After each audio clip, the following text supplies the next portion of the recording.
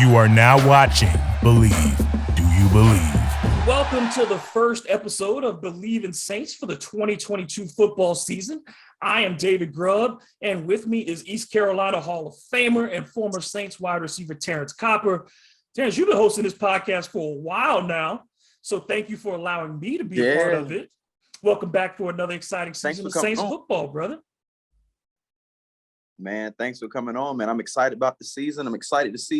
I'm ready to get out of preseason so we can see some real football. That's right. We finally, we got a great show for you today as we enter week 1 of the season.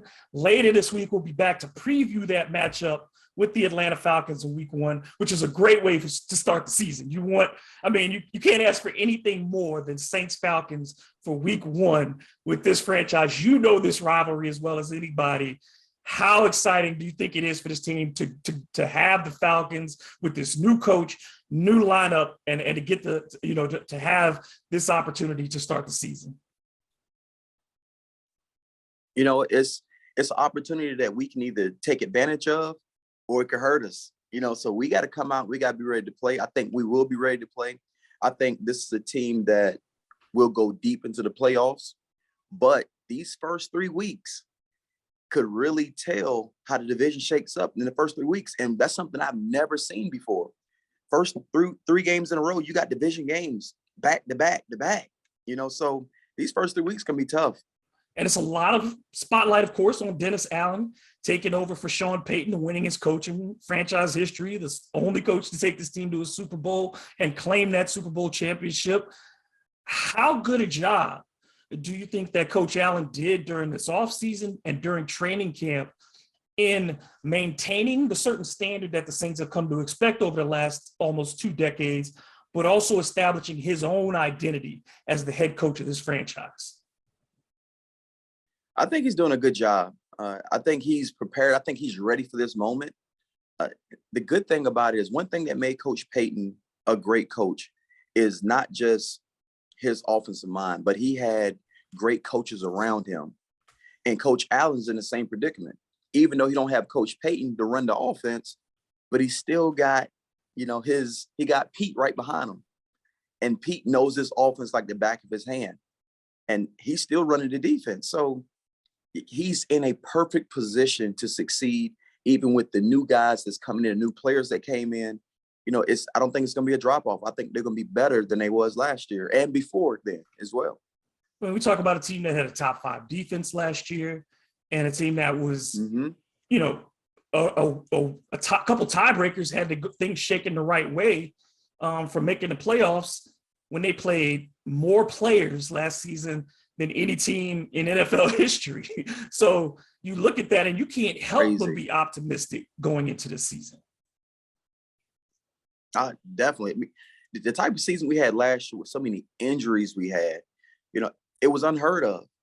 But for us to end the season the way we ended the season, almost with opportunity to actually get into the playoffs this year coming around, new coach, new OC, new players coming in, more veteran leadership coming in, and you still have that stout defense over there. And then you just added more weapons to the offense. You got Winston that's coming back. He's healthy. He looks good in the last preseason game he played in.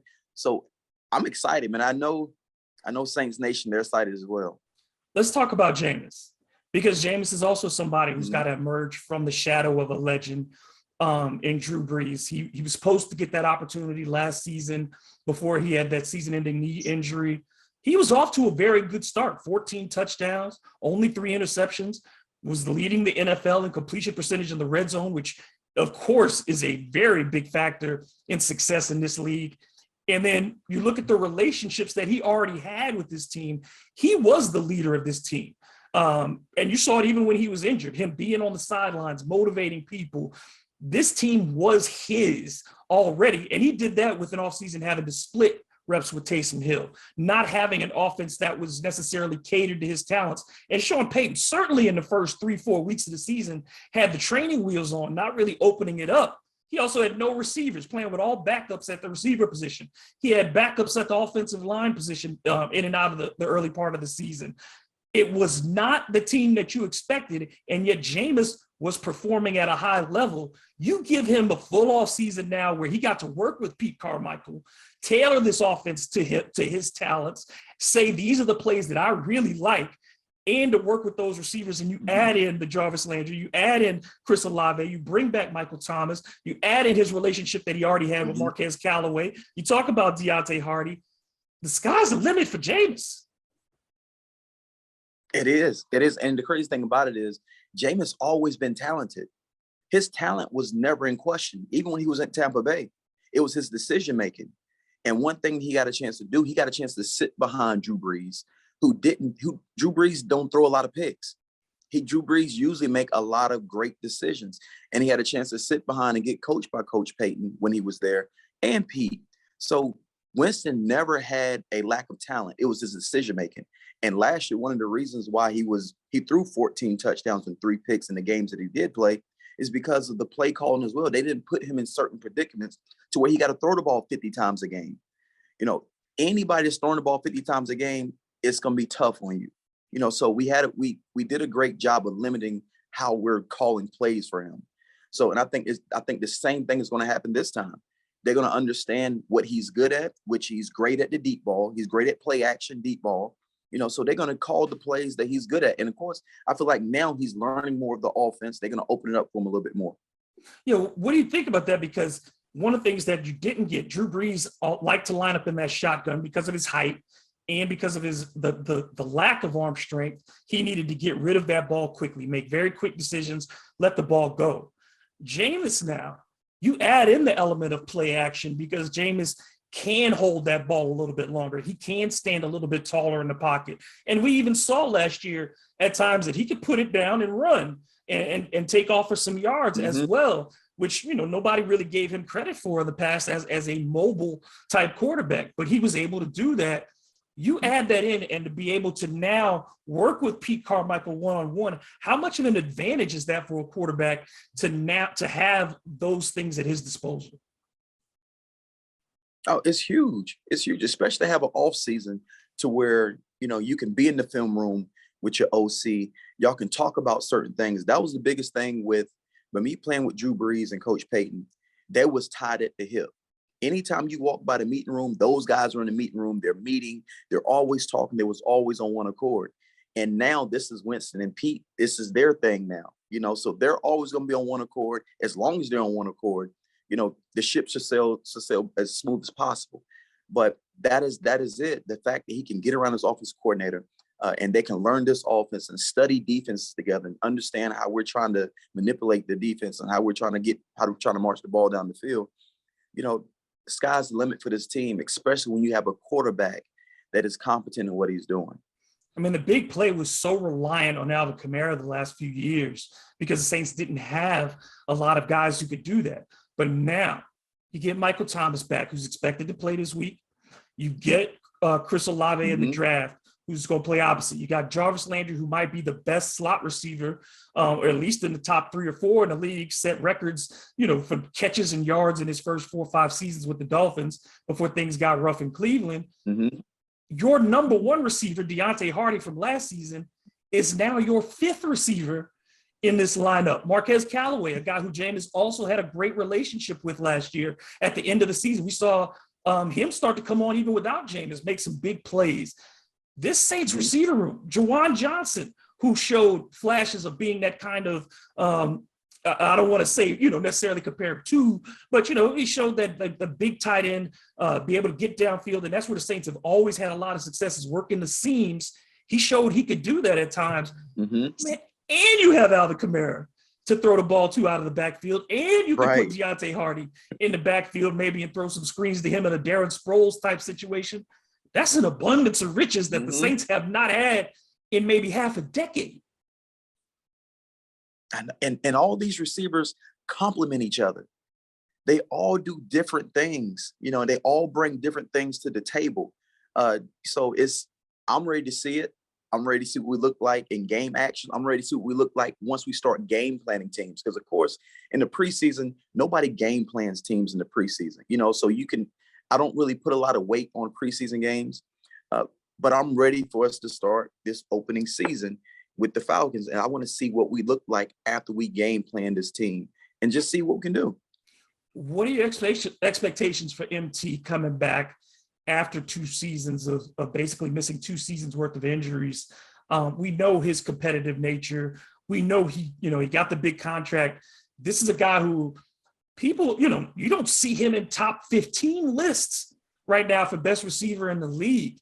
How much do you think he's motivated this year to show other folks, but certainly just to assert his dominance back for him, in this offense and say, I'm still the number one guy? Oh, he's definitely ready. I think he's hungry to get back out there.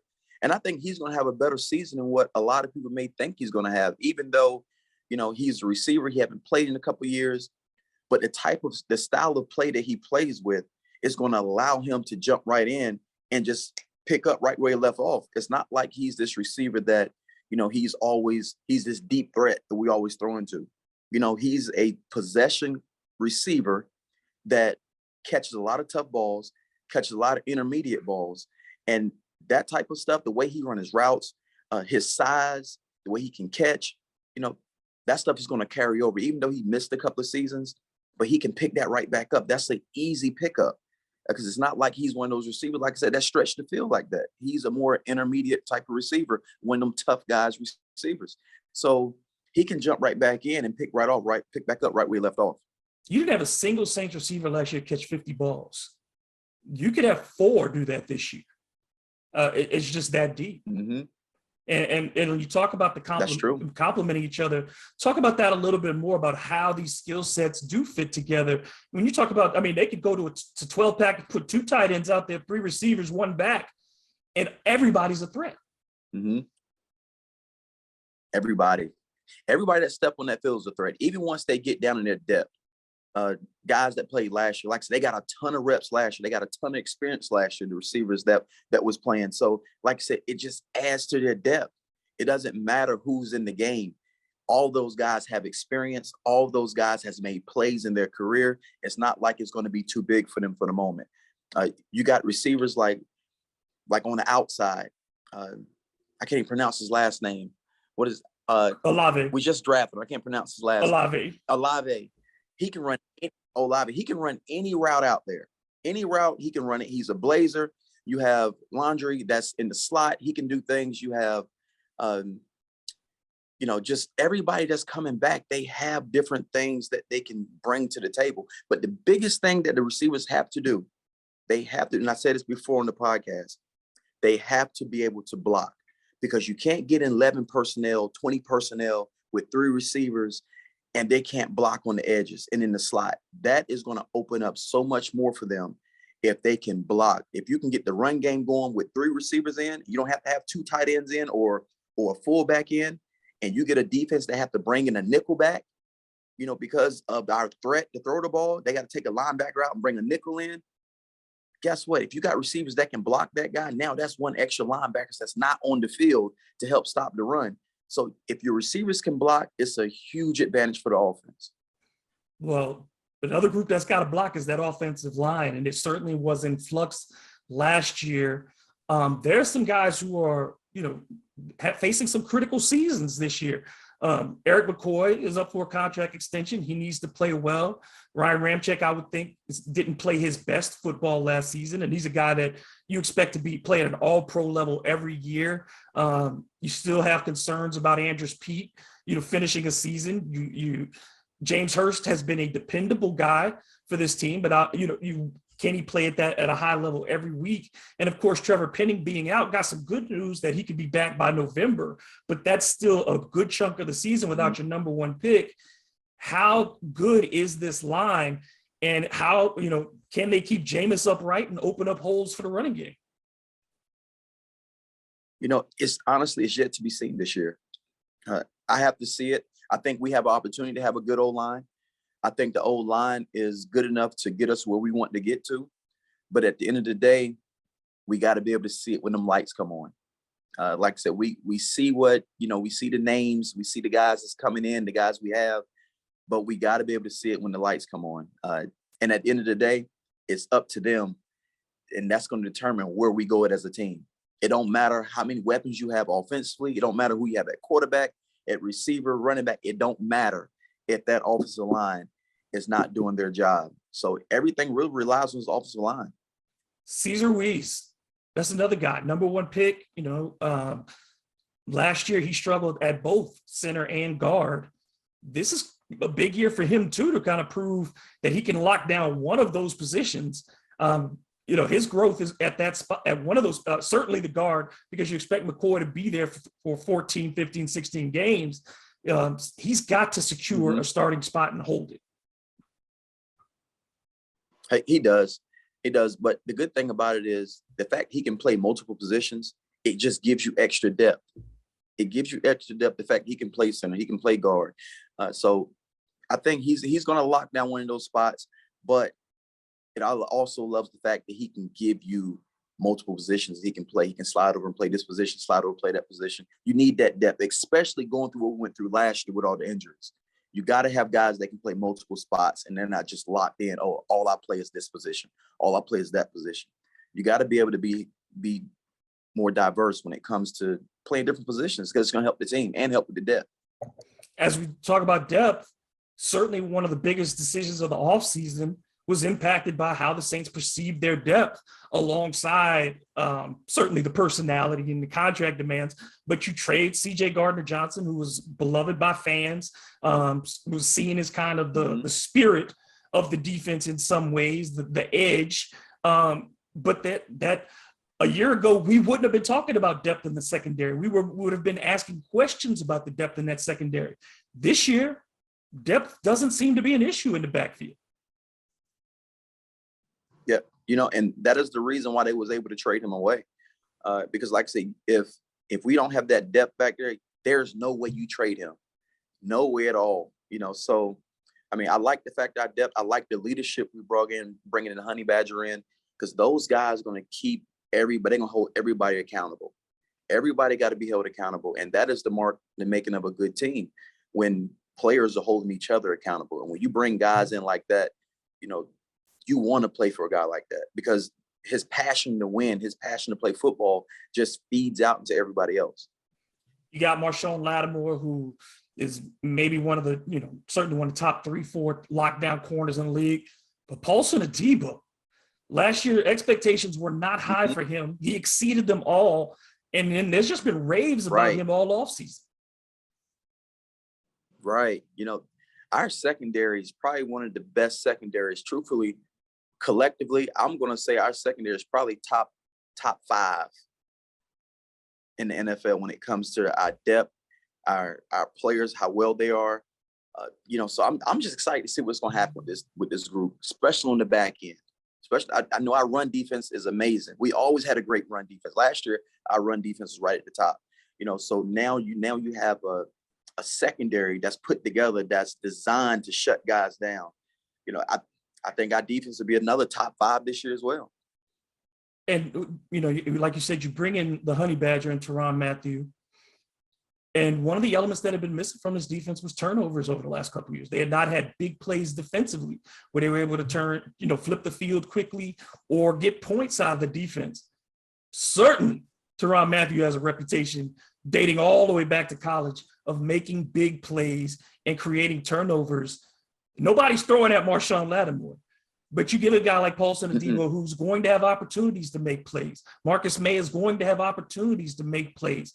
This is a team that's going to now, Patrick Robinson is going to have opportunities to make plays and create turnovers.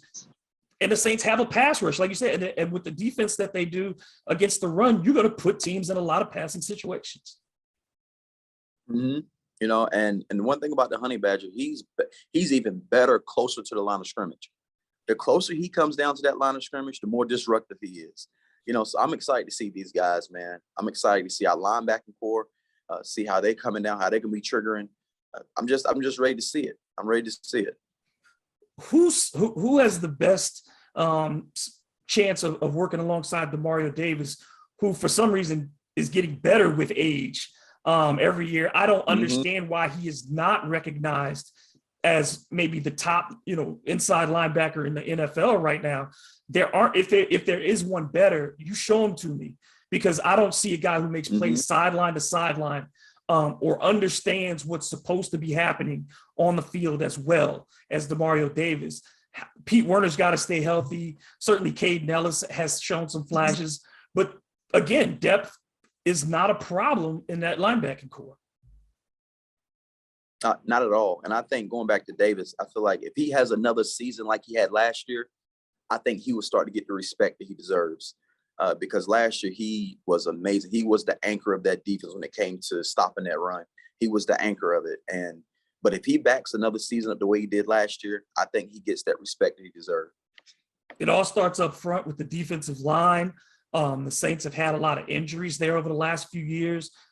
One of the most surprising things was how good Cam Jordan was down the stretch of last season. I mean, just multiple sack games, being a very disruptive force.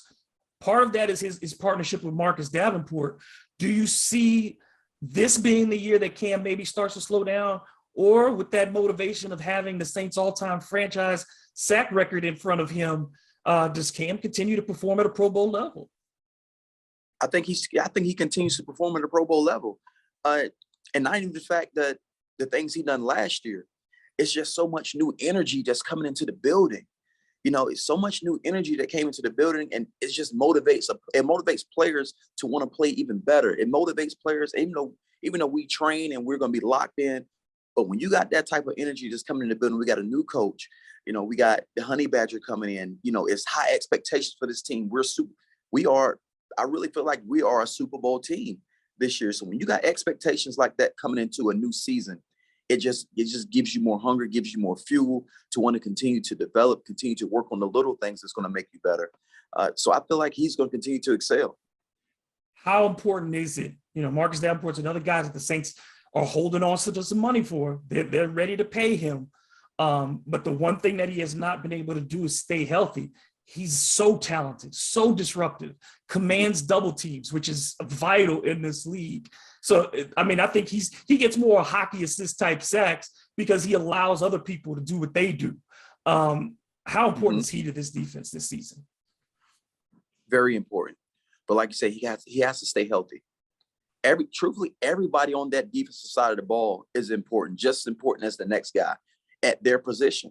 You know, if you lose any of these guys, of course we have depth, but these starters, all these starters are just as important as anybody on that defensive side at their position.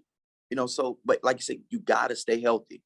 He has to stay healthy. One thing Bill Parcells used to tell us all the time, you can't help the club in the tub. You know, he used to always use that phrase. Like, if you're not accessible, how can we use you? You know, so it doesn't matter how talented you are if we can't use you. So he has to stay healthy, but if he stays healthy, man, you just have no idea how great he can be. One guy we didn't mention yet, and I think he's the player that we really need to focus on too, is Alvin Kamara, who last year they asked things of him that they had never asked of him. You know, 25 carries, 28 carries in games, when the goal had always been keep him around 15 carries, but 25 touches. You want him to get the ball in space and create. This year, having Mark Ingram from day one, having some of those guys behind him, Alvin Kamara, to me, is the most unique player in the NFL because he's never going to win a rushing title, but he's going to give you double-digit touchdowns every year. He's going to give you 50 catches every year. He's going to give you 800, 900 yards on the ground every year. There isn't another player like him. And the plays that he makes are big plays. Like he's probably one of the best, probably one of the most elusive running backs I've seen. His balance is crazy. He's hard to tackle. Guys may see a statue and feel like, oh, we can tattoo this guy. But once you hit him and you're trying to wrap him up, he's still running, or he breaks those tackles. Like I said, he's one of those guys that he can do everything. If you want to put him in a slot, sometimes you can put him in a slot to do a few things. But of course, running the ball, screens, you know, he just get the ball in his hands, get him out in space, and let him go to work. But like I said, he's another weapon that offense has. We always had him as a weapon, but when you add the other things around him, it just makes him even more dynamic because you're so worried about the other receivers that you may forget about he's back there. I mean, of course, they're not going to forget because how good he is, but it just shows you how many weapons we have that's at peak disposal. And how important is it then also with these other guys now, it keeps him fresh. You know what I mean? You don't have to rely on him to do everything, because last year he was the leading rusher, the leading receiver, all those things. You know, you take some of that pressure off of him, like you said, to make those big plays, to be well rested in the fourth quarter and give you that opportunity to burst for a 40-yard run, to make a big catch out of the backfield and not have to get that grind of running between the tackles. That's true, because as the season, not even the fourth quarter, as the season goes on, you know, once it starts getting cold, the weather starts getting cold a little bit, you know, those aches and pains of getting hit, especially if you got to carry the load almost the entire season. By the time it gets cold, your body is beat up.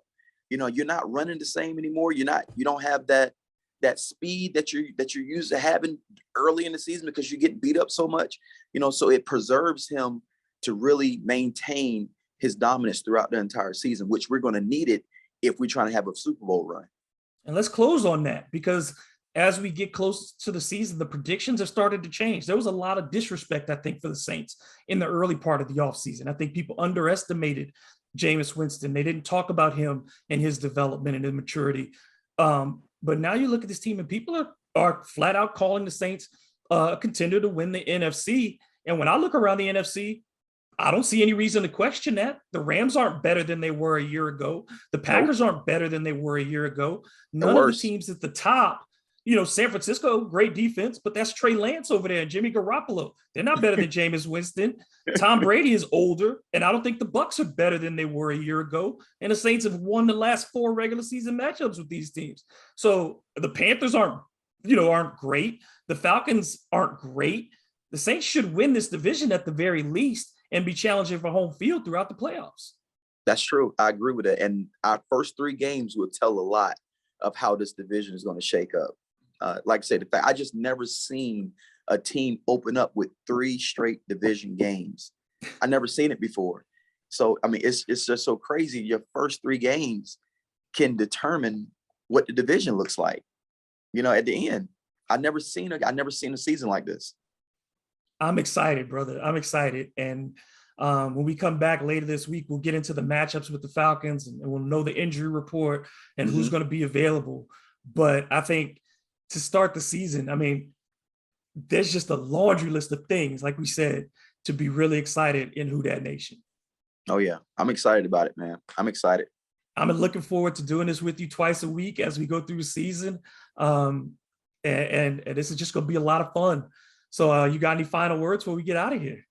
Man, Who Dat Nation, let's do it. That's it. So for Terrance Copper, I am David Grubb, and this has been Bleav in Saints.